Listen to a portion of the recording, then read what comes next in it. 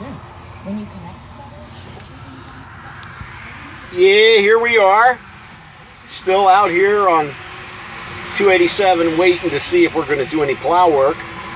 And it's, let's see, it's 10:38 a.m. Nothing really supposed to happen, so I understand, before like 12 o'clock. That's when we're supposed to get the brunt of everything that's going on here.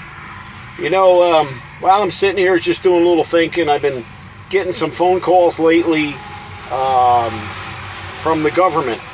They come out of either Washington or some of them are from New York, and they're talking about eliminating student debt. Well, I'll tell you what, I'll be honest, I have a real problem with that, because, you know, I had to learn how to drive a truck. And some people say, you know, Moose Man, you're old school. We got to get something straight. The Moose Man is not old school. There's no way I'm old school. I was homeschooled. That's how I learned what I have. I'm thankful to all of the adults that took the time to teach me to work on cars, to weld, to do electrical work, sheetrocking, spackling, plumbing, all the things that I learned, people took the time to teach me. I didn't go to any kind of trade school or anything like that to learn the things that I learned. And I'm very thankful for the people that gave me the chance to try to teach me. They saw I was willing to learn. But I paid for that because I worked as an apprentice boy for a guy by the name of Bob Mannion, and I was a carpenter's helper. I worked on a construction sites as laborers. I worked for masons and did all kinds of block work, and I learned how to operate construction equipment. I worked in a cemetery. That's where I learned how to run a backhoe initially. I used to dig graves. I used to run a jackhammer in a cemetery. We dug the most perfect graves you could see in Resurrection Cemetery when I was younger. I wore a lot of hats, but I paid. I paid by not getting, you know, top dollar when I worked, because I had to learn. It's like when I drove a garbage truck.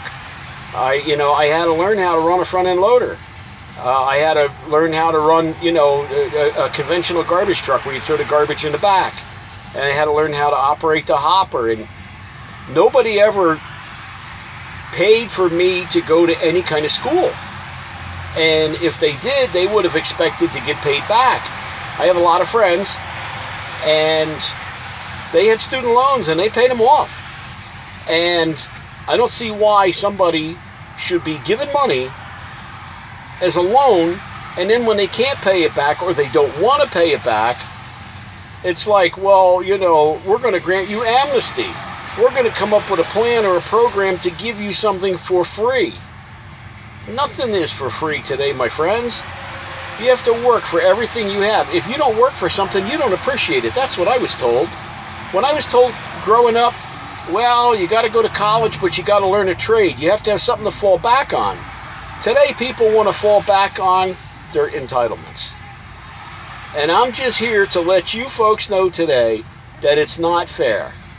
The truck that I'm sitting in right now cost my boss close to $200,000. And he had to work hard for this truck. Nobody loaned him money.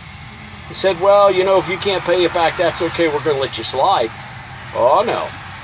You didn't pay that bill. The finance company's coming, they're looking for the truck or the car, and they're taking it.